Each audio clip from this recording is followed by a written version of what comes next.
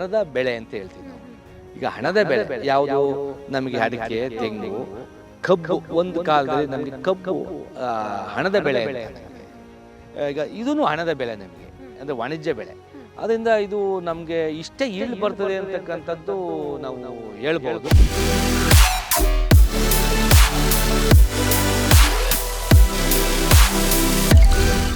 ಕೇಳಶ್ರೀ ಬೀಜದ ಗಿಡ ಇದು.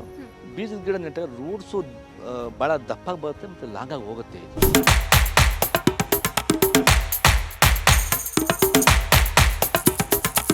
ಇದು ನಮ್ಮ ಜಾಗಕ್ಕೆ ಹೊಂದ್ಕೊಂಡಿದೆ ಮತ್ತು ಫಸಲು ಬಂದಿದೆ. ಇದು ಕೀನಾ ತುಕಾರ ಮತ್ತು ಕಡುವ ಮಕ್ಕಳ ಥರನೇ ಪತ್ರೆ ಮಂದ ಇದೇ ಪತ್ರೆ ಮಂದಾಗಿದೆ. ಇದನ್ನು ನಾವು ಲಾಭದಾಯಕವಾಗಿ ನೋಡ್ಬೋದು.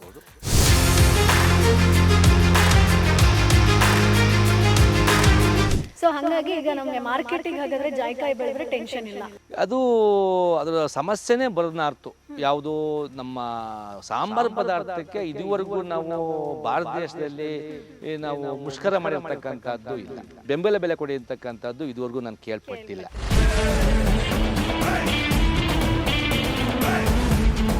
ಸಾಮಾನ್ಯವಾಗಿ ನಾನು ಗಮನಿಸಿರ್ತಕ್ಕಂಥದ್ರಲ್ಲಿ ಕೇಳಶ್ರೀ ಇರ್ಬೋದು, ಕೊಂಕಣ ಸುಗಂಧ ಇರ್ಬೋದು, ಕಡುವ ಮಕ್ಕಳು ಇರ್ಬೋದು, ಎಲ್ಲ ಸಸ್ಯಗಳದ್ದು ಒಂದೇ ವೇಟ್ ಬರ್ತದೆ.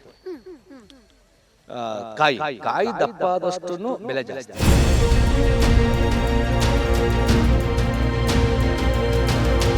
ಪತ್ರೆ ವೇಟೇಜ್ ಬರುವಂತ ತಳಿ ಯಾವ್ದಾದ್ರು ಇದೆಯಾ? ಹೌದು. ಈಗ ನಮ್ಮ ಕಡುವ ಮಕ್ಕಳು ಮತ್ತೆ ಕೀನಾ ತುಕಾರ, ಶ್ರೀಲಂಕಾ ವೆರೈಟೀಸು ಮೂರೂ ನನ್ನ ನೋಡಿರ್ತಕ್ಕಂಥದ್ದು, ನನ್ನ ತೋಟದಲ್ಲಿ ಬಂದಿರತಕ್ಕಂಥದ್ದು ಮೂರಲ್ಲೂ ಪತ್ರೆ ಮಂದ ಜಾಸ್ತಿ. ಗ್ರಾಮ್ 2 ಗ್ರಾಮ್ ಮೇಲ್ಪಟ್ಟು ತಗೊಬರ್ಬೋದು. ಸರ್, ಈಗ ನೀವು ಜಾಯಿಕಾಯಿ ಅಂತ ಬಂದಾಗ ಗ್ರಾಫ್ಟೆಡ್ ಗಿಡಗಳ ಬಗ್ಗೆ ಡಿಟೇಲ್ ಆಗಿ ಇನ್ಫಾರ್ಮೇಶನ್ ಅನ್ನು ಕೊಟ್ರಿ. ಏನೇನು ಯೂಸ್ ಇದೆ, ಹೆಂಗ್ ಬೆಳೆ ಬೆಳಿಬೇಕು ಎಲ್ಲದ್ರ ಬಗ್ಗೆ ಹೇಳಿದ್ರಿ. ಅಂಡ್ ಇದು ಬೀಜದಲ್ವಾ ಸರ್? ಹೌದು. ಇದು ಏನ್ ಡಿಫ್ರೆನ್ಸು? ಎಷ್ಟು ವರ್ಷ ಆಯ್ತು ಇದು? ಅದೇ ನಾವು ಏನ್ ಹೇಳಿದ ಕೇಳಶ್ರೀ ಇದೆಯಲ್ಲ, ಬೀಜದ ಇದು ಕೇಳಶ್ರೀ ಬೀಜದ ಗಿಡ. ಇದು ಬೀಜದ ಗಿಡ ನೆಟ್ಟಾಗ ರೂಟ್ಸು ಬಹಳ ದಪ್ಪಾಗಿ ಬರುತ್ತೆ ಮತ್ತು ಲಾಂಗಾಗಿ ಹೋಗುತ್ತೆ. ಇದು 4 ವರ್ಷದಿಂದಲೂ ಹೂ ಸ್ಟಾರ್ಟ್ ಆಗ್ಬೋದು. ಕೆಲವು 7 ವರ್ಷ ಆದ್ರೂ ಆಗಲ್ಲ. ನಿದರ್ಶನ ಇದೆ ನನ್ನ ಹತ್ರ. ಈ ಗಿಡ ನನಗೆ ಹೂ ಸ್ಟಾರ್ಟ್ ಆಗಿದೆ. ಇದು 4ನೇ ವರ್ಷದ ಗಿಡ. ಇದು ಮುಂಚೆ ಭಾಗದಲ್ಲಿ, ನಮ್ಮ ಭಾಗದಲ್ಲಿ ಇತ್ತು, ಇಲ್ಲಿ ಗ್ರಾಫ್ಟೆಡ್ ಇತ್ತು. ಕಾರಣಾಂತರ ಓದೋದ್ರಿಂದ ನಾನು ಇದನ್ನ ಬೀಜದ ನಾಟಿ ಮಾಡಬೇಕಾಗಿ.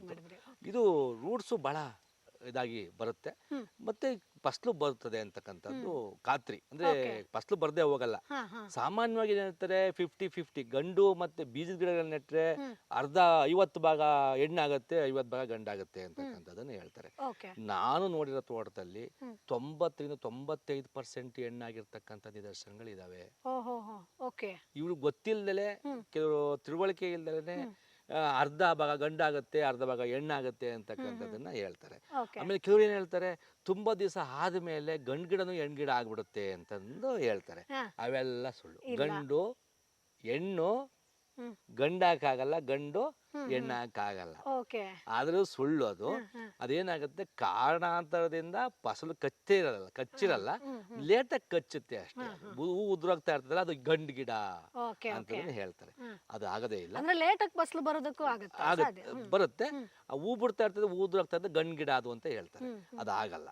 ನನಗ್ ತಿಳಿದ್ರ, ನಾನು ನೋಡಿರ್ತಕ್ಕಂಥ ತೋಟಗಳಲ್ಲಿ, ಬೀಜದ ಗಿಡ ಮಾಡಿರ್ತಕ್ಕಂಥ ತೋಟಗಳಲ್ಲಿ ನೋಡಿದಾಗ 90-95% ಹೆಣ್ಣು ಗಿಡಗಳಾಗಿರ್ತಕ್ಕಂಥ ನಿದರ್ಶನಗಳು ಇದಾವೆ. ಬೀಜದ್ದು ನಾಟಿ ಮಾಡ್ಬೋದು. ಬಟ್ ಈಗ ಬೀಜ ಅಂತ ಬಂದಾಗ ಸರ್, ಈಗ ನಮ್ದು ಜಾಯಿಕಾಯಿ ನಾವು ಹಾರ್ವೆಸ್ಟ್ ಅದನ್ನೇ ನಾಟಿ ಮಾಡಿದ್ರೆ ಆಗುತ್ತಾ ಅಥವಾ ಸಪರೇಟ್ ಬೀಜ ಸಿಗುತ್ತಾ? ಅಂದ್ರೆ ಆ ನಾಟಿ ಮಾಡ್ಬೇಕಾದ್ರೆ ನಮ್ಗೆ ವಯಸ್ಸಿನ ಒಂದು ಇದು ಬೇಕಾಗತ್ತೆ. ಅದೊಂದು ಪ್ಯಾಟ್ರನ್ ಇದೆ. ಅದು ಯಾವುದು, ನಾವು ನಮ್ಮ ಭಾರತ ದೇಶದಲ್ಲಿ ನಮ್ಮ ಸಂವಿಧಾನ ಕೊಟ್ಟಿರ್ತಕ್ಕಂಥ ಇದರಲ್ಲಿ ನಮ್ಮ ಗಂಡಿಗೆ 21, ಹೆಣ್ಣಿಗೆ 10. ಆ ಕಾರಣ ಯಾಕೆ ಕೊಟ್ಟಿದ್ದಾರೆ ಅಂದ್ರೆ, ಆ ದೇಹದ ಸ್ಥಿತಿ ತೊಂದರೆ ಆಗಬಾರ್ದು ಅನ್ನೋ ಉದ್ದೇಶಕ್ಕೆ ಅದನ್ನು ಕೊಟ್ಟಿದ್ದಾರೆ. ಅದೇ ರೀತಿಯಲ್ಲಿ ಈ ಗಿಡಗಳು ಇದಾಗಬೇಕು ಅಂದ್ರೆ ಒಂದು 20-25 ವರ್ಷ ಪ್ರಾಯದ ಬೀಜದನ್ನ ಹಾಕಬೇಕು. ತೆಂಗಿನ 35 ವರ್ಷದ ನಂತರ, 40 ವರ್ಷದ ನಂತರ ನಾವು ತೆಂಗನ್ನ ಹಾಕಬೇಕು. ಅಡಿಕೆನೂ ಅಷ್ಟೇ.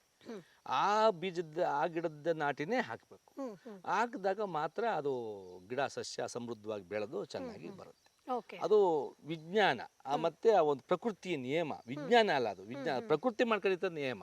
ಓಕೆ ಹಂಗೆ ನಮ್ಮ ಒಂದು ಮಿನಿಮಮ್ 25 ವರ್ಷ ಪ್ರಾಯವಾಗಿರ್ತಕ್ಕಂಥ ಗಿಡದಲ್ಲಿ ಬೀಜವನ್ನ ಆಯ್ಕೆ ಮಾಡಿ ನಾಟಿ ಮಾಡಿದ್ವಿ. ಓಕೆ ಬಟ್ ಈಗ ನೀವು ಎಲ್ಲಾ ತಳಿನೂ ಎಕ್ಸ್ಪೆರಿಮೆಂಟ್ ಮಾಡಿದಿರಲ್ವಾ ಹೌದು, ಸರ್? ನಿಮ್ ಹೌದು. ತೋಟದಲ್ಲಿ ಎಲ್ಲ ಇದೆ ಹೌದು, ಹೌದು. ಅಂಡ್ ಗ್ರಾಫ್ಟೆಡ್ ಬೀಜ ಎರಡೂ ನೀವು ಟ್ರೈ ಮಾಡಿದೀರಾ. ಹೌದು. ಸೊ ನಮ್ಮ ರೈತರಿಗೆ ಯಾವ್ದು ಬೆಸ್ಟ್ ಅಂತ ಹೇಳ್ತೀರಾ ಸರ್ ನೀವು? ಗ್ರಾಫ್ಟೆಡ್ ಒಳ್ಳೇದಾ ಬೀಜ ನಾಟಿ ಮಾಡೋದು ಒಳ್ಳೇದಾ? ಇಲ್ಲ, ಇಲ್ಲಿ ಏನಾಗುತ್ತೆ ಅಂತ ಅಂದ್ರೆ ನಮ್ದು ಇದು ಒಳ್ಳೇದು ಅದೇ ಒಳ್ಳೇದು ಅಂತಕ್ಕಂಥದ್ದನ್ನ ಯಾವುದನ್ನು ನಾವು ಹೇಳಕ್ ಬರದೇ ಇಲ್ಲ. ಅದೇ ಹೇಳಿದ್ನಲ್ಲ ನಾನು, ಹಾ ಕೆಲವು ಹೀಲ್ಡ್ ಬರ್ಬೋದು. ಬರ್ಬೋದು, ಎಲ್ಲ ಈಗ 95 ಗಿಡ ಹೆಣ್ಣಾಗುತ್ತೆ, ಅದು ಸತ್ಯ.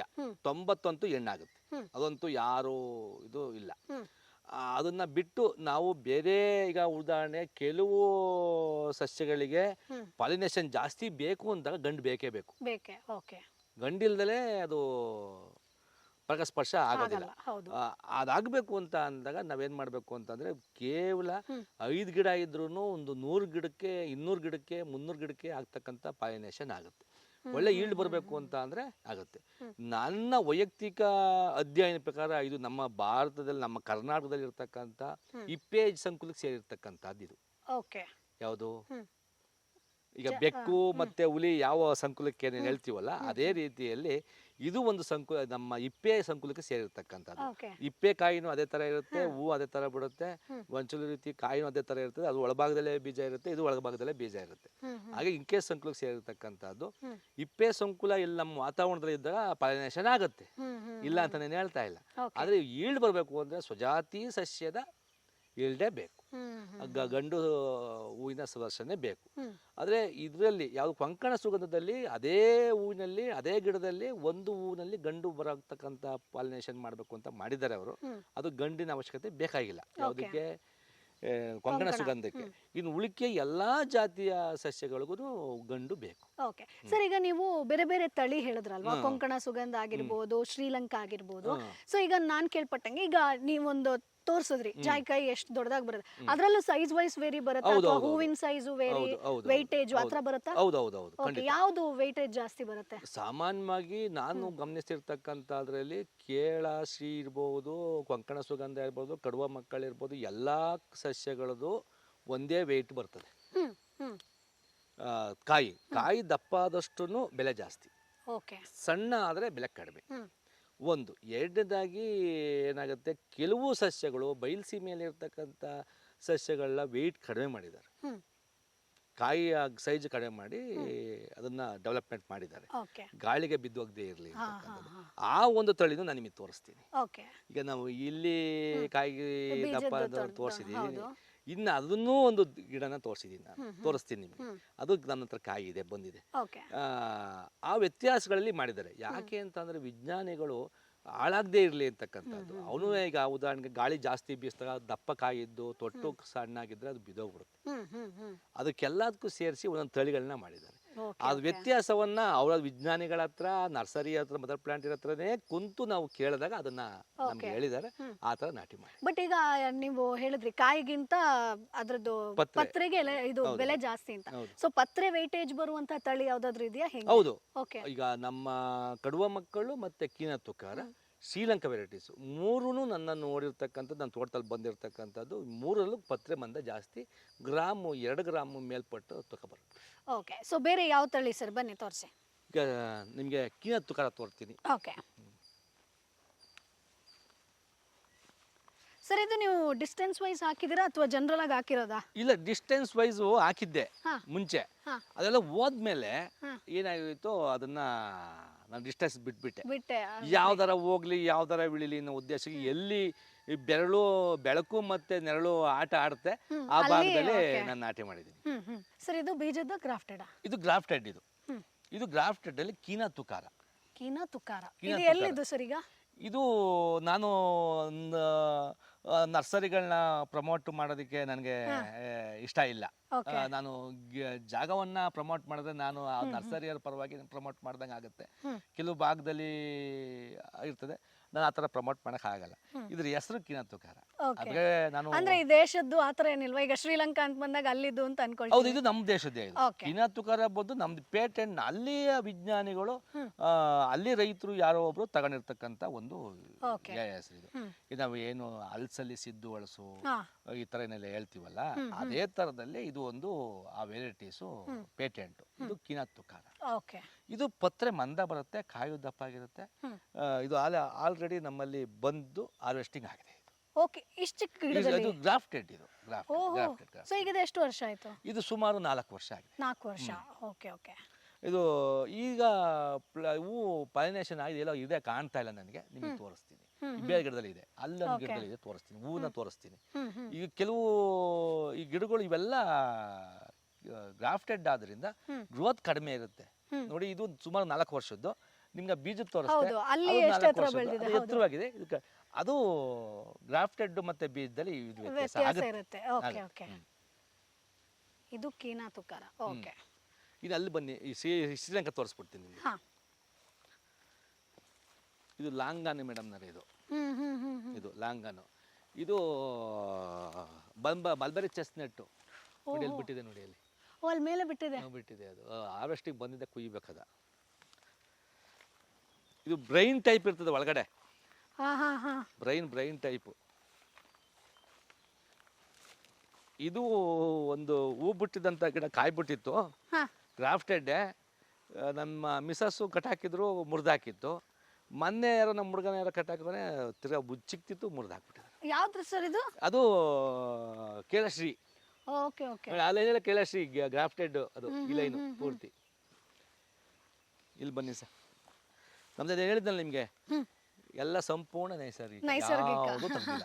ಅಂದ್ರೆ ಇದು ಹುಲ್ ಬರ್ತಾ ಇದೆ, ಇದನ್ನ ತೆಗಿಬೇಕು ನಾವು. ಯಾವ್ದು ಇದನ್ನ ತೆಗಿಬೇಕು. ಇದನ್ನ ತೆಗೆದ್ಬಿಟ್ರೆ ಇದು ಹೊರಟೋದ್ರೆ ಇದು ಫುಲ್ ಹುಲ್ ಆಗೋಗುತ್ತೆ. ಇದು ಬರಲ್ಲ ಇನ್ನ. ನೋಡಿ, ಇದೆಲ್ಲ ಪೂರ್ತಿ ಬಂದ್ಬಿಟ್ಟಿದೆ. ಇದು ಹುಲ್ ಬಂದ್ಬಿಟ್ಟಿದೆ. ಇದು ಹಸುಗಳ ಮೇಯ್ಕತ್ತವೆ, ಇದಾಗುತ್ತೆ. ಈ ಗಿಡದ ಶಾಶ್ವತವಾಗಿ ತೆಗಿಬೇಕು ಇದನ್ನ. ಇದು ಬೇಕಾಗಿಲ್ಲ ನಮಗೆ, ಬೇಡ. ಇದನ್ನ ತೆಗೆದ್ರೆ ಹುಲ್ ಬರುತ್ತೆ, ಹಸು ಮೇಯ್ತದೆ.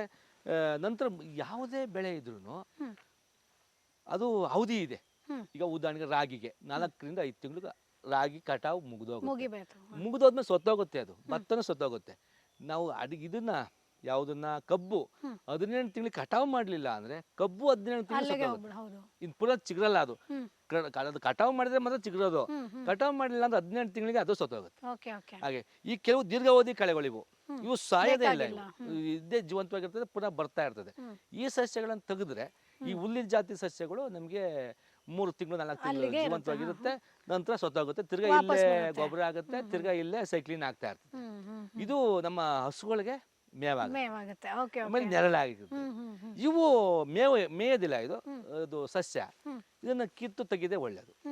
ಇದನ್ನ ನಾವು ಹಾರ್ವೆಸ್ಟಿಂಗ್ ಮಾಡ್ತೀರಾ? ಇನ್ನು ಉಳ್ಕೆದು ಯಾವುದನ್ನು ಮಾಡಲ್ಲ. ಅಂದ್ರೆ ಇದು ನಾವು ಮಾಡಲ್ಲ ಅಂತ ಅಂದ್ರೆ ನಮ್ಮ ಹಸುಗಳಿದಾವಲ್ಲ, ಅವು ಮೇಯ್ತವೆ, ಹಾಲು ಕೊಡ್ತವೆ. ಇಲ್ಲ ನೋಡಿ, ತಪ್ಪೆ ಎಲ್ಲ ಇಲ್ಲ ಹಾಕಿರ್ತೇವೆ, ಮೇಯಿಸ್ತೀವಿ ಅಷ್ಟೇ.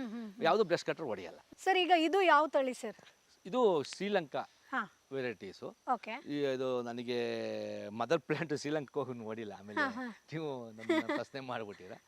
ನಂದು ಯಾವುದೋ ಒಂದು ನರ್ಸರಿಯಲ್ಲಿ ನನಗೆ ಸಿಕ್ಕಿದ್ರಿಂದ ಸುಮಾರು ಒಂದಷ್ಟು ಇದನ್ನ ನಾಟಿ ಮಾಡಿದ್ದೀನಿ. ಇದು ನಮ್ಮ ಜಾಗಕ್ಕೆ ಹೊಂದ್ಕೊಂಡಿದೆ, ಮತ್ತೆ ಫಸಲು ಬಂದಿದೆ. ಇದು 4 ವರ್ಷದಲ್ಲಿ ಇದು ನಾನು ನಾಟಿ ಮಾಡಿದ್ದು. ಈಗ ಇಷ್ಟು ಗ್ರೋತ್ ಬಂದಿದೆ. ಈಗ ಆಲ್ರೆಡಿ ಹೋದ್ ಸರಿ ನಮಗೆ ನಾಟಿ ಕಾಯಿ ಬಂದಿತ್ತು. ಇದರಲ್ಲಿ ನಮ್ಗೆ 2 ಕಾಯಿ ಬಂದಿತ್ತು. ಕಾಯಿ ಸೈಜು ಸರಿಯಾಗಿದೆ, ಮತ್ತೆ ಪತ್ರನೂ ಮಂದಾಗಿದೆ. ಕಿನತ್ತುಕಾರ ಮತ್ತೆ ಕಡುವ ಮಕ್ಕಳ ತರನೇ ಪತ್ರೆ ಮಂದ ಶ್ರೀಲಂಕಾದಲ್ಲೂ ಇದೇ ಪತ್ರೆ ಮಂದಾಗಿದೆ. ಇದನ್ನು ನಾವು ಲಾಭದಾಯಕವಾಗಿ ನೋಡ್ಬೋದು. ನಿಮಗೆ ನೋಡಿ, ಈಗ ಸ್ಟಾರ್ಟ್ ಆಗಿರ್ತಕ್ಕಂಥದ್ದು ಹೋದ್ ಸರಿ ಫಸಲು ಬಿಟ್ಟಿತ್ತು, ತಿರ್ಗಾಲೆ ಸ್ಟಾರ್ಟ್ ಆಗಿದೆ ಕಾಯಿ. ನೋಡಿ, ಇಲ್ಲೆಲ್ಲ ಆಗಿದೆ ಕಾಯಿ. ಈಗ ಶುರು ಆದ್ಮೇಲೆ ಎಷ್ಟು ಟೈಮ್ ತಗೊಳುತ್ತೆ ಸರ್ ಕಂಪ್ಲೀಟ್ ದೊಡ್ಡ ತನಕ ಆಗಕ್ಕೆ? ಸುಮಾರು 7-8 ತಿಂಗಳು. ಅದು ಹಾರ್ವೆಸ್ಟಿಂಗ್, ಅದು ಅದೇ ಓಪನ್ ಆಗೋದಕ್ಕೆ 8 ತಿಂಗಳು ಬೇಕಾಗ್ಬೋದು ಅಂತ ನಾನು ಅನ್ಕೊಂಡಿದ್ದೀನಿ. ನಾನು ಈಗ ಫಸಲು ಕಟಾವು ಆಯ್ತು. ಹೋದ್ ಸರಿ 2 ಕಾಯಿ ಬಿಟ್ಟಿತ್ತು. ಈಗ ಮೊನ್ನೆ 2 ಅವು ಓಪನ್ ಆಗಿ ಈಗ ಮನೇಲಿ ಇಲ್ಲಿ ತೋರಿಸ್ತೀನಿ ನಿಮಗೆ. ನೋಡಿ, ಈಗ ಇಲ್ಲಿ ಬಿಟ್ಟಿದೆ, ನೋಡಿ ಇಲ್ಲಿದೆ. ನೋಡಿ, ಈ ಕಡೆ ಭಾಗದಲ್ಲೂ ನೋಡಿ ಈ ಕಡೆ ಭಾಗದಲ್ಲೂ ಹೂವಾಗಿದೆ. ಬಟ್ ಸರ್ ಈಗ ನಾವು ಕಾಯಿ ಬಿಟ್ಟ ಮೇಲೆ ಎಕ್ಸ್ಟ್ರಾ ಮೇಂಟೈನ್ ಏನಾದರೂ ಇದೆಯಾ ಸರ್? ಮೇಂಟೆನೆನ್ಸ್ ಮಾಡಬೇಕು, ಹಿಂಗೆ ನೋಡ್ಕೋಬೇಕು ಕಾಯಿಗಳನ್ನ, ರೋಗ ಬರುತ್ತೆ ಆ ಥರ ಏನಾದರೂ? ನನಗೆ ಇಲ್ಲಿವರೆಗೂ ನನಗೆ ಜಾಯಿಕಾಯಿ ಗಿಡದಲ್ಲಿ ರೋಗ ಬಂದಿರತಕ್ಕಂಥದ್ದು ನೋಡಿಲ್ಲ. ಆ ಸುಳಿಗೆ ಒಂದು ಹುಳ ಒಂದು ಹೊಡೀತದೆ, ಅದು ಹೊಡೆದಷ್ಟು ನಮಗೆ ಬೆನಿಫಿಟ್. ಅದು ಪುನಃ ರೂಟ್ಸು ಜಾಸ್ತಿ ಬಂದು ಇದಾಗುತ್ತೆ. ನಾವು ಯಾವುದೂ ರೋಗಗಳನ್ನ ಕಂಡು ಬಂದಿಲ್ಲ. ಬೇನ ಕೊಳೆ ರೋಗ ಬರ್ತದೆ ಅಂತಕ್ಕಂಥದ್ದು ಒಂದು ನಾನು ಕೇಳ್ಪಟ್ಟಿದ್ದೀನಿ. ಅದು ಯಾಕೆ ಅಂತ ಅಂದರೆ ಆ ಸಸ್ಯಗಳು ಬೆಳವಣಿಗೆ ಆಗಲ್ಲ, ಗ್ರೋತ್ ಕಡಿಮೆ ಆಗುತ್ತೆ, ಬೆಳವಣಿಗೆನೇ ಆಗಲ್ಲ. ಅದು ಸಾಮಾನ್ಯವಾಗಿ ನಾನು ತಿಳಿದ್ರ ಪ್ರಕಾರ ಯಾವುದು ಗ್ರಾಫ್ಟೆಡ್ ಅಲ್ಲಿ ಅದನ್ನು ಜಾಸ್ತಿ ಗ್ರಾಫ್ಟೆಡ್ ಗಿಡದಲ್ಲಿ ಅದು ಜಾಸ್ತಿ, ಬೀಜದ ಗಿಡದಲ್ಲಿ ಅದು ಕಂಡು ಬಂದಿಲ್ಲ. ಗ್ರಾಫ್ಟೆಡ್ ಗಿಡದಲ್ಲಿ ಕಂಡು ಬಂದಿದೆ. ಓಕೆ ಸರ್, ಈಗ ನೀವು ಆಲ್ರೆಡಿ ಒಂದಷ್ಟು ಇದನ್ನ ಕಟಾವ್ ಮಾಡಿದ್ದೀರಾ ಅಂತಂದ್ರಿ ಕಾಯಿಗಳನ್ನ. ಜೊತೆಗೆ ಈಗ ನಿಮ್ಗೆ ಮಾರ್ಕೆಟಿಂಗ್ ಅಂತ ಬಂದಾಗ ಒಂದು ಪ್ಲಾನಿಂಗ್ ಇರುತ್ತಲ್ವಾ ಸರ್? ಮಾರ್ಕೆಟಿಂಗ್ ಹಿಂಗ್ ಮಾಡಬೇಕು, ಅಥವಾ ನಮ್ಗೆ ಈಗ ರೈತರಿಗೆ ಎಕ್ಸ್ಪೋರ್ಟ್ ಮಾಡೋ ಇದೇನಾದ್ರೂ ಇದೆಯಾ ಸರ್? ಇದು ತುಂಬಾ ಎಕ್ಸ್ಪೋರ್ಟ್ ಏನು ಬೇಕಾಗಿಲ್ಲ, ಸ್ಥಳೀಯದಲ್ಲೇ ಹೋಗುತ್ತೆ. ಸ್ಥಳೀಯದಲ್ಲಿ ತಾಲೂಕು ಮಟ್ಟದಲ್ಲಿ ಅಲ್ಲಿ ಹೋಲ್ಸೇಲ್ ಡೀಲರ್ಸ್ಗಳು ಇರ್ತಾರೆ, ಅವರೇ ಪರ್ಚೇಸ್ ಮಾಡ್ತಾರೆ. ಅದರಿಂದ ನಮ್ಗೇನು ಅಂತ ಮಾರ್ಕೆಟ್ ಸಮಸ್ಯೆ ಆಗಲ್ಲ. ಇನ್ನ ನಮ್ಮ ಭಾರತ ದೇಶದಲ್ಲಿ ಸುಮಾರು ಕಂಪ್ನಿಗಳಿದಾವೆ. ಉದಾಹರಣೆಗೆ ಮಸಾಲಾ ಪದಾರ್ಥ ಕಂಪ್ನಿಗಳಿದಾವೆ, ಆ ಕಂಪ್ನಿಗಳು ಪರ್ಚೇಸ್ ಮಾಡ್ತಾರೆ. ಅಂಡ್ ವಿದೇಶದಲ್ಲೂ ಕೂಡ ಮಸಾಲಾ ಪದಾರ್ಥಕ್ಕೆ ಸಿಕ್ಕಾಪಟ್ಟೆ ಡಿಮಾಂಡ್ ಇದೆ ಅಂತ ಕೇಳ್ಪಟ್ಟಿದ್ದೀನಿ. ಹೌದು, ಆ ಡಿಮ್ಯಾಂಡ್ ನಮ್ಮ ದೇಶದಲ್ಲೇ ಇದೆ. ನಾವು ಇಲ್ಲಿಗೆ ಪೂರೈಸ್ಕೊಂಡ್ರೆ ಅಂದ್ರೆ ಇಲ್ಲಿ ಬೆಳೆಯೋರ ಸಂಖ್ಯೆ ಇದೆಯಾ ಸರ್? ಅಂದ್ರೆ ಈಗ ಡಿಮಾಂಡ್ ಅಂಡ್ ಸಪ್ಲೈ ಹೆಂಗಿರುತ್ತೆ? ನನ್ನ ತಾಲೂಕಿನಲ್ಲಿ ಸುಮಾರು ಒಂದು 50 ಜನ ರೈತರುಗಳು ನಾವು ನಾಟಿ ಮಾಡಿದ್ದೀವಿ. ಓಕೆ, ಎಷ್ಟು ಗಿಡ ಬೆಳೆದಿದ್ದೀರಾ ಸರ್ ಟೋಟಲ್? ಇಲ್ಲಿ ಎಷ್ಟಿದೆ ತೋಟದಲ್ಲಿ? ನಮ್ಮ ತೋಟದಲ್ಲಿ ನಾನು ಎರಡು ಕಡೆ ಇದೆ ತೋಟ. ಇನ್ನೊಂದು ತೋಟದಲ್ಲಿ ರಕ್ತಚಂದನ ಮಾಡಿದ್ದೀನಿ. ಈ ಒಂದೊಂದು ತೋಟದಲ್ಲಿ ಸಂಪೂರ್ಣವಾಗಿ ಜಾಯಿಕಾಯಿ ಮಾಡಿದ್ದೀನಿ, ತೆಂಗು ಜಾಯಿಕಾಯಿ ಇದೆ. ಈ ತೋಟದಲ್ಲಿ ಹಣ್ಣು, ಜಾಯಿಕಾಯಿ, ಬಾಳೆ, ತೆಂಗು, ಅಡಿಕೆ ಇಷ್ಟನ್ನು ನಾಟಿ ಮಾಡಿ ಹಣ್ಣಿನ ಗಿಡಗಳು, ವಿದೇಶಿ ಹಣ್ಣಿನ ಗಿಡಗಳೆಲ್ಲ ಮಾಡಿದ್ದೀನಿ. ಸೊ ಹಂಗಾಗಿ ಈಗ ನಮ್ಗೆ ಮಾರ್ಕೆಟಿಗೆ ಹಾಗಾದ್ರೆ ಜಾಯಿಕಾಯಿ ಬೆಳೆದ್ರೆ ಟೆನ್ಷನ್ ಇಲ್ಲ. ಅದು ಅದರ ಸಮಸ್ಯೆನೇ ಬರನಾರ್ತು. ಯಾವುದು ನಮ್ಮ ಸಾಂಬಾರ್ ಪದಾರ್ಥಕ್ಕೆ ಇದುವರೆಗೂ ನಾವು ಭಾರತ ದೇಶದಲ್ಲಿ ನಾವು ಮುಷ್ಕರ ಮಾಡಿರ್ತಕ್ಕಂಥದ್ದು ಇಲ್ಲ. ಸಾಂಬಾರ್ ಪದಾರ್ಥಕ್ಕೆ ಮುಷ್ಕರ ಮಾಡಿರ್ತಕ್ಕಂಥದ್ದಿಲ್ಲ. ತೆಂಗಿಗೆ ಮಾಡಿದ್ದೀವಿ, ಅಡಿಕೆಗೆ ಮಾಡಿದ್ದೀವಿ, ಭತ್ತಕ್ಕೆ ಮಾಡಿದ್ದೀವಿ, ರಾಗಿಗೆ ಮಾಡಿದ್ದೀವಿ. ಎಲ್ಲಾ ಪದಾರ್ಥಗಳು, ಆಹಾರ ಪದಾರ್ಥಗಳಿಗೂ ನಾವು ಪ್ರತಿಭಟನೆಗಳನ್ನು ಮಾಡಿದ್ದೀನಿ, ಬೆಂಬಲ ಬೆಲೆ ಕೇಳಿದ್ದೀವಿ. ಆದ್ರೆ ಈ ಸ್ಪೈಸ್ ಬೆಳೆಗಳಿಗೆ ಎಲ್ಲೂ ನಾವು ಪ್ರತಿಭಟನೆ ಮಾಡಿ ನಮ್ಗೆ ಪರ್ಯಾಯ ಕೊಡಿ, ನಮ್ಗೆ ಇಲ್ಲ ಬೆಂಬಲ ಬೆಲೆ ಕೊಡಿ ಅಂತಕ್ಕಂಥದ್ದು ಇದುವರೆಗೂ ನಾನು ಕೇಳ್ಪಟ್ಟಿಲ್ಲ. ಓಕೆ ಸರ್, ಈಗ ಜಾಯಿಕಾಯಿ ನಾವು ಬೆಳೆದ್ರೆ ಅಂದಾಜು ಒಂದು ರೈತರು ಎಷ್ಟು ಲಾಭ ಮಾಡ್ಬೋದು ಸರ್ ನಿಮ್ ಪ್ರಕಾರ? ಅಂದ್ರೆ ಈಗ ಬಂಡವಾಳ ಅಂತ ಬಂದಾಗ ಇಷ್ಟು ಬೇಕಾಗತ್ತೆ, ಲಾಭ ಮಾಡಿದ್ರೆ ಇಷ್ಟು ಮಾಡ್ಬೋದು ಅಂತ ಇದ್ರೆ? ಈಗ ನಾವೇನ್ ಹೇಳ್ತೀವಿ, ಬೀಜದ ಗಿಡ ಆದ್ರೆ ನಮ್ಗೆ ಮುಂಚೆ ನಾನು ನಾಟಿ ಮಾಡಿದಾಗ 50 ರೂಪಾಯಿ ಬೆಲೆ ಇತ್ತು. ಈಗೆಲ್ಲ 100-150 ರೂಪಾಯಿ ಹೋಗಿದ್ದಾರೆ. ಈಗ ಆ ಗಿಡನ ಬೆಳವಣಿಗೆ ಮೇಲೆ ಗ್ರಾಫ್ಟೆಡ್ ಗಿಡಗಳು 500 ರೂಪಾಯಿ ಮೇಲೆ. ಮುಂಚಿತ ನಾನು 2017ರಲ್ಲಿ ನಾಟಿ ಮಾಡಕ್ ಶುರು ಮಾಡಿದಾಗ 600 ಚಿಲ್ಲರೆಯಿಂದ 1000-1200 ರೂಪಾಯಿ ರೇಂಜ್ ಅಲ್ಲಿ ಇತ್ತು.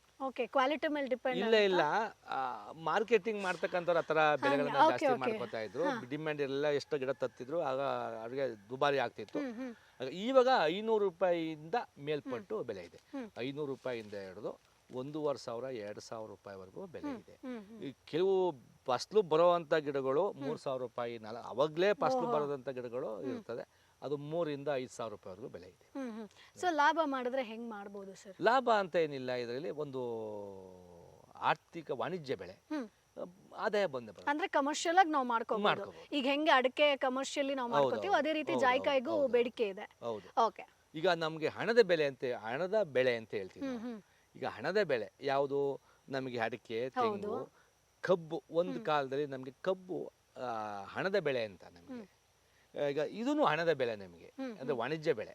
ಅದರಿಂದ ಇದು ನಮ್ಗೆ ಇಷ್ಟೇ ಈಲ್ಡ್ ಬರ್ತದೆ ಅಂತಕ್ಕಂಥದ್ದು ನಾವು ಹೇಳ್ಬಹುದು.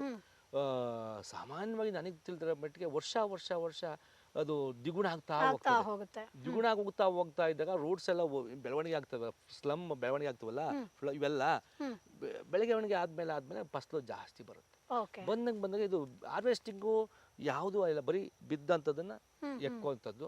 ಎಲ್ಲಿ ಇಟ್ಕೊಂಡಿರ್ತದೆ ಅಲ್ಲಿ ಒಂದು ಕೊಕ್ಕೆ ಅಂತ ತೆಗೆದುಕೊಂಡು ಹಿಂಗೆ ಅಲ್ಲಾಡ್ಸಿದ್ರೆ ಅದು ಬೀಳುತ್ತೆ, ತಗೊಂಡು ಹೋಗಿ ಒಣಸ್ಕೊಳ್ತಕ್ಕಂಥದ್ದು ಅಷ್ಟೇನೆ. ಇನ್ಯಾವ ಕೆಲಸನೂ ಇಲ್ಲ. ಇದ್ರಲ್ಲಿ ಬರ್ತಕ್ಕಂಥ ಕಾಯಿನ ಮೇಲ್ಬಾರ್ದು ವಾಟೆಯನ್ನು ನಾವು ತೆಗೆದುಕೊಂಡು ಹೋಗ್ದೇನೆ ಇಲ್ಲೇ ಬುಡಕ ಮಾರ್ದಲ್ಲೇ ಹಾಕಿದ್ರೆ ಅದು ಒಂದು ಗೊಬ್ಬರ ಆಗುತ್ತೆ. ಮತ್ತೆ ಇದ್ರ ಎಲೆನೂ ಗೊಬ್ಬರ ಆಗುತ್ತೆ. ಮೇಲ್ ಗೊಬ್ಬರವಾಗಿ ಕೊಡ್ಲೇಬೇಕು. ಈಗ ತಾಯಿಗೆ ಆರೈಕೆ ಮಾಡ್ಲೇಬೇಕು, ಹಂಗೆ ಆರೈಕೆ ಮಾಡ್ಲೇಬೇಕು. ಮನೆ ಗೊಬ್ಬರವನ್ನ ಹಾಕಿದ್ರೆ ಸಾಕು. ಮೆನ್ಯೂರು ಬಳಸಿರೋದು ನಾನು ಬಳಸಿಲ್ಲ, ಬೇರೆ ಬಳಸ್ತಾರೆ. ನಾನು ತಾಯಿ ನಮ್ಮ ಹಸು ಏನ್ ಬರುತ್ತೋ, ನಾವು ಏನೋ ನಾಟಿ ಹಸುನಲ್ಲಿ ಏನ್ ಬರುತ್ತೋ ನಾಟಿ ಹಸು ಇಟ್ಕೊಂಡಿದ್ದೀನಿ. ಆ ನಾಟಿ ಹಸಿನ ತಪ್ಪೆ ಮತ್ತೆ ಗಂಜಲವನ್ನ ತಂದು ನೇರವಾಗಿ ನಾನು ಹಾಕ್ತೀನಿ. ಈಗ ಹಾಕಿದೀನಿ ನೋಡಿ, ನಿಮ್ಮಲ್ಲಿ ಕಾಣ್ತಾ ಇದೆ, ಹಾಕಿದೀನಿ ಅಷ್ಟೇ. ಇದಕ್ಕೆ ಇನ್ನ ಯಾವ ಕಳೆ ತೆಗಿತಕ್ಕಂಥದ್ದಾಗ್ಲಿ ಯಾವುದು ಮಾಡ್ತಾ ಇಲ್ಲ. ಯಾಕೆ ನಾನು ಮಾಡ್ತಾ ಇದ್ರೆ ಫಸ್ಲು ಅಷ್ಟೇನು ಬಂದಿಲ್ಲದೆ ಇರೋದ್ರಿಂದ, ಈಗ ನಮ್ಗೇನು ಆಯೋ ಕೆಲಸ ಇಲ್ಲದೆ ಇರೋದ್ರಿಂದ ಕಳೆ ಬಿಟ್ಟಿದ್ದೀನಿ. ನಂತರ ದಿನಗಳಲ್ಲಿ ಸುತ್ತ ನಾವು ಬ್ರಷ್ ಕಟ್ರಲ್ಲ ಇನ್ನೊಂದು ಕ್ಲೀನ್ ಮಾಡ್ಕೊಂಡ್ರೆ ಸಾಕಾಗುತ್ತೆ. ಸೊ ಸ್ನೇಹಿತರೆ, ಸರ್ ಸಾಕಷ್ಟು ರೀತಿಯಾದಂಥ ಅಂದರೆ ಜಾಯ್ಕಾಯಲ್ಲಿ ಯಾವ ರೀತಿ ತಳಿ ಇದೆ, ಹೇಗೆ ಬೆಳಿಬೇಕು, ಮಾರ್ಕೆಟಿಂಗ್ ಆಗಿರ್ಬೋದು, ಅವರ ಎಕ್ಸ್ಪೀರಿಯನ್ಸನ್ನು ನಿಮ್ಮ ಜೊತೆಗೆ ಹಂಚ್ಕೊಂಡಿದ್ದಾರೆ. ಈ ಒಂದು ವಿಡಿಯೋ ನಿಮಗೆ ಯೂಸ್ಫುಲ್ ಆಗಿರುತ್ತೆ ಅಂತ ಅಂದ್ಕೊಳ್ತೀನಿ. ಮುಂದಿನ ಎಪಿಸೋಡಲ್ಲಿ ಇವರು ಬೇರೆ ಬೇರೆ ರೀತಿಯಾದಂಥ ವಿದೇಶಿ ಹಣ್ಣುಗಳನ್ನು ಬೆಳೀತಾ ಇದ್ದಾರೆ. ಸೊ ನನಗಂತೂ ಕೆಲವೊಂದು ಟೇಸ್ಟ್ ಮಾಡೋಕೆ ಕೊಟ್ಟರು. ಸೊ ಡಿಫ್ರೆಂಟ್ ಆಗಿದೆ ಆ್ಯಂಡ್ ಅದನ್ನು ಕೂಡ ನಮ್ಮ ತೋಟದಲ್ಲಿ ಇರಬೇಕು, ಈ ರೀತಿ ವಿದೇಶಿ ಹಣ್ಣುಗಳನ್ನು ಕೂಡ ಬೆಳಿಬೇಕು ಅಂತ ಹೇಳಿದ್ರು. ಯಾವ್ಯಾವ ರೀತಿ ವಿದೇಶಿ ಹಣ್ಣುಗಳಿದೆ, ಹೇಗೆ ಬೆಳೀತಾ ಇದ್ದಾರೆ, ಇವೆಲ್ಲದರ ಬಗ್ಗೆ ನೆಕ್ಸ್ಟ್ ಎಪಿಸೋಡಲ್ಲಿ ಮಾತಾಡ್ತಾರೆ. ಸೊ ಮುಂದಿನ ಎಪಿಸೋಡಲ್ಲಿ ಮತ್ತೆ ನಿಮ್ಮನ್ನ ಭೇಟಿ ಆಗ್ತೀನಿ. ಅಲ್ಲಿವರೆಗೂ ಬಾಸ್ವಾಲಾ ಆ್ಯಪ್ನ ಡೌನ್ಲೋಡ್ ಮಾಡಿ. ಸುಮಾರು 500ಕ್ಕೂ ಹೆಚ್ಚು ಕೋರ್ಸ್ಗಳು ಇದೀಗ ಕೇವಲ 999 ರೂಪಾಯಿಗೆ 1 ವರ್ಷಕ್ಕೆ ನೀವು ಆಕ್ಸೆಸ್ ಅನ್ನ ಪಡಿಬಹುದು. ಚಾನೆಲ್ನ ಬಯೋದಲ್ಲಿ ಲಿಂಕ್ ಇದೆ, ಅದನ್ನ ಕ್ಲಿಕ್ ಮಾಡಿದ್ರೆ ಬಾಸ್ವಾಲಾ ಆ್ಯಪ್ ಡೌನ್ಲೋಡ್ ಆಗುತ್ತೆ. ಮುಂದಿನ ಎಪಿಸೋಡಲ್ಲಿ ಸರ್ ಜೊತೆ ನಿಮ್ಮನ್ನ ಮತ್ತೆ ಭೇಟಿ ಆಗ್ತೀನಿ. ಅಲ್ಲಿವರೆಗೂ ಟಡ ಬೈ ಬಾಯ್. ಬಾಸ್ವಾಲಾ, ಬಿ ದ ಬಾಸ್.